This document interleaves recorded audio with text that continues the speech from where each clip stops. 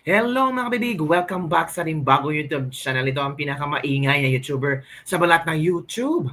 Ako si Kabibig, maglebak-lebak-lebak na tang with evidence. Ako po, binanatan ng residente, isang residente na taga Manila. Bumanat kay Congressman Chua. Huwag nyo naman banatan si Congressman Joel Chua. Ginagawa naman niya kayang trabaho. Meron nga dyan 19 million barangay hall, pero pinagiba ni Yorme. Nako, eto kabibig. Galing ito sa sentimiento na isang residente ba sa Manila na he's observing and giving his opinion regarding itong pag-demolish sa barangay hall na 19 million. Ang sabi, 19 million, ang sabi pa ng isang residente, ang kapal ng pagmumukha mo, Chua.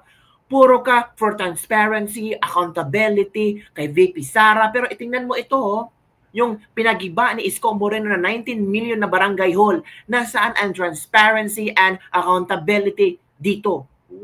Wala pang building permit. Naku, iba na talaga kabibig, no?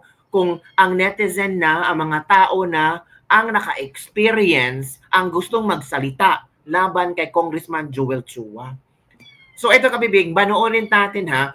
I think this person is entitled to speak up. Parang freedom of speech. Wala namang sinabi na na kung ano-anong kabalastugan para kay Joel Chua, kundi gusto lang niyang malaman kung pwede pa imbestigahan. Ako, parang ginisa sa sariling mantika si Chua. Na back to you si Chua, mga kabibig. Sabi na netizen, ang tawag dito, imbestigahan mo sa Quadcom. Diba? So, eto kabibig ha, manood tayo sa banat ni Kuya. Na-shock ako sa banat ni Kuya. Okay? Knowing, akala natin supportive sila kay Chua. Ito ito na yung kabibig ha. Hindi ko malaman ano yung banat nila kay VP Sara. Kung banatan nila, di ba, yung mga Quadcom, banatan nila. Overprice. Bakit kayo? Imbestigahan mo yung sarili mo. 19 million yun. Ayun, durog. Di ba, tapang nyo sa Quadcom di ba? Pati si Sara. Kala nyo, wala kayong bike putik. O ngayon, tignan mo. Yung ginawa nyo, tama ba yun? Walang building permit. Walang DPWH. Di ba, dinayon nyo sa kalsada. Dalawang metro, dinayon nyo, 4-story. Ang titigas na mukha nyo, uy. Hindi ko malaman ano yung banat nila kay VP Sara. Kung banatan nila, di ba, yung mga Quadcom, banatan nila. Overprice. Bakit kayo? Imbestigahan mo yung sarili mo. 19 million yun. Ayun, durog. Di ba, tapang nyo sa Quadcom, di ba? Pati si Sara. Kala nyo, wala kayong bike putik. O ngayon, tignan mo. Yung ginawa nyo, tama ba yun? Walang building permit. Walang DPWH. Di ba, dinayon nyo sa kalsada. Dalawang metro, dinayon nyo, 4-story. Ang titigas na mukha nyo, uy. Hindi ko ang titigas na mga pagmumukha nyo, uy. So yun ang komento ng isang netizen. Ito naman ang banat ng mga netizen din kung approve ba yung sentimiento ni Kuya or ayaw nilang makinig kay Kuya. 2 meters, 4 stories, grabe naman. Tama lang yan, may natamaan dyan. Ito pa, 2 meters, 4 story, grabe naman. Yes, totoo po yun. Tama naman 2 meters doon sa bangketa and 4-story floor for 19 million. It is questionable in all aspect. Oy! Ito ba sabi?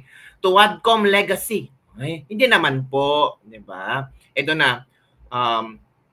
Checkmate, illegal moves. Naku, kailan kaya ito pa iimbestigahan ni Yorme? Yorme, wag puro salita ha. Gawin mo. Paimbestigahan mo kasi pera ng mga tao yan. Taxes ng mga tao.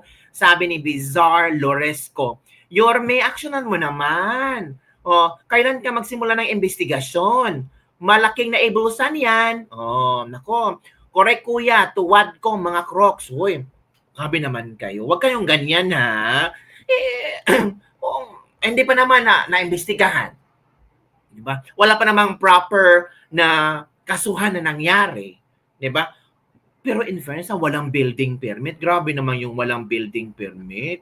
Nakakahiya naman yun. Sabi ng The Political Blogger, Representative Joel Chua, please explain. 19 million in taxpayers' money was flushed down the drainage canal in the 3rd District of Manila after a 2-story barangay hall was demolished for illegally occupying a sidewalk.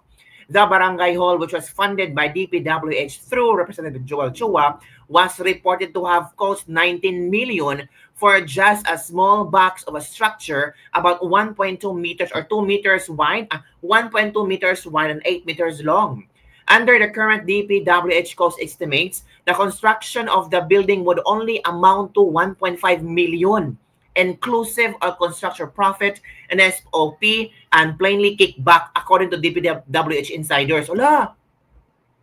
Dapat daw yung barangay na yon is 1.5 million worth lang daw pero naging 19 million.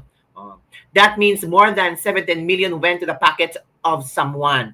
It's bad enough that the project was grossly overpriced by over 17 million. Worse, the money was put to waste after Manila City Mayor Isko Moreno was ordered its demolition as an illegal structure.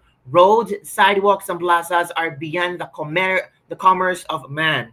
It means no structure may be built on them that would obstruct, restrict, or inhibit the free and unhampered use by the public. Hence, whoever ordered its constructing the building is a moron. He knew it was illegal to build on a sidewalk. Ignorance of the law excuses no one, even if he is a lawyer and a congressman. Mayor should order an investigation into this anomaly. There might be more overpriced structures or infrastructures in the 3rd District of Manila. Ito ay sabi ng The Political Blogger. Nako, mga diba? Well, si Isko naman ang nagbulgar, mga kabibig. Na-shock nga tayo kung ano itong nung nag-state of the city si Isko, binulgar niya, na-shock tayo lang. Meron palang ganyan, wala na tayong alam dyan. O, ito kabibig, Ganatin. Kayo'y congressman, kayo'y siga, ni walang permit, ni walang construction permit, ni walang building permit. Subukan niyong gawin yan sa harapan ko ngayon. Iohoyo ko kayong lahat. Di ba noon kabibig, parang merong something sina Isko at I don't know kung are they still friends or I don't know mga kabibig. Ito pala yung nangyari mga kabibig. Minura, sinagawan at dinuro-duro ni Congressman Joel Chua si Yorme Isko sa kanilang meeting noon July 2024. Ito ay matapos magpaalam ni Isko sa kanila na plano niyang tugunan ang panawagan taong bayan na muling bumalik bilang mayor sa 2025. Ito, huy, ganun ba? Kawawa naman ni Isko, no? Minura pa. Kasi nasa posisyon sila, kaya pwede lang murahin si Isko. Balikan natin kabibig kasi balikan to ng mga netizen. Ito na.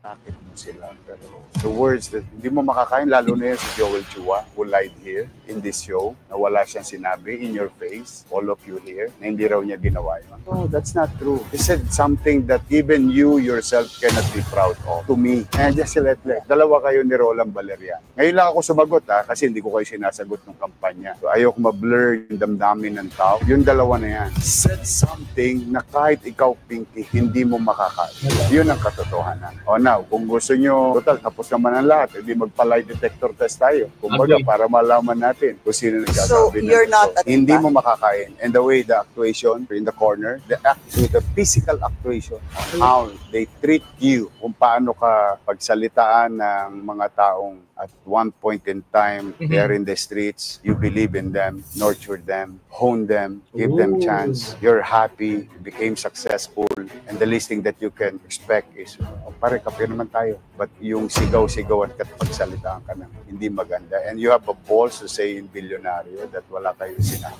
You're fooling the viewers and the broadcasters. Be man enough. Anyway, tapos na ang halalan. At least magkikita-kita pa rin naman tayo. Allah. Ngayon ako sumasagot. So not to confuse the people based on emotional voting. I really wanted the people of Manila decide based on performance. But now, being here and here, telling them straight, mana na. Total lang, tatapang nyo sa Quadcom.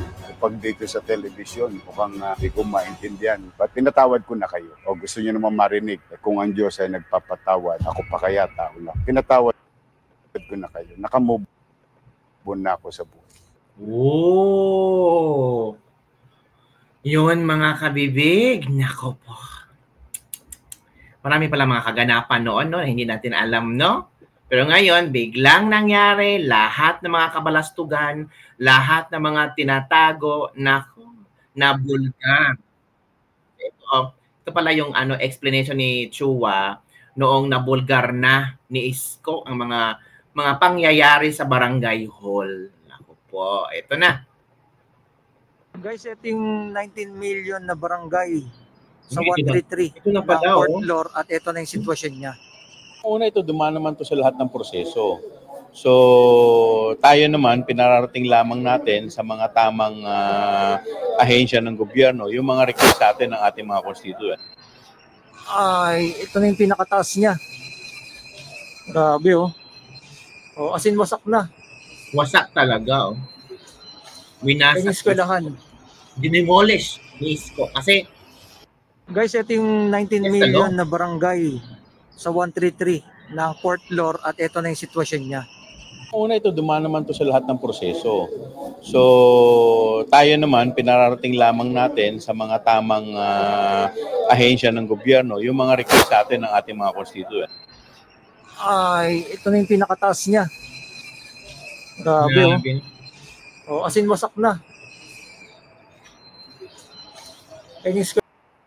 Diba? As in, yun kabibig, yun ang mga latest trending news ngayon. So, ano ang iyong reaction hinggil dito na may isang residente talaga na nagbigay ng kanyang komento hinggil sa 19 million na barangay hall, biglang nawala, na-demolish. Sayang ang pera ng taong bayan. Sana maimbestigahan to para malaman kung sino ang mananagot.